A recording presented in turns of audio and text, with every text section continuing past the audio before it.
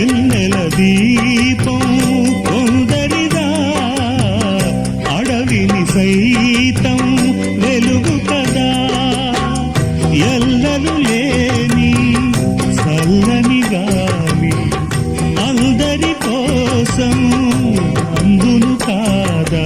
ప్రతి మదిని లేపే ప్రభాతరాగం పదే పదే చూపే ప్రధాన మార్గం. ఏది సొంతం కోసం కాదను సందేశం, పంచే గుణమే పోతే ప్రపంచమే శూన్యం.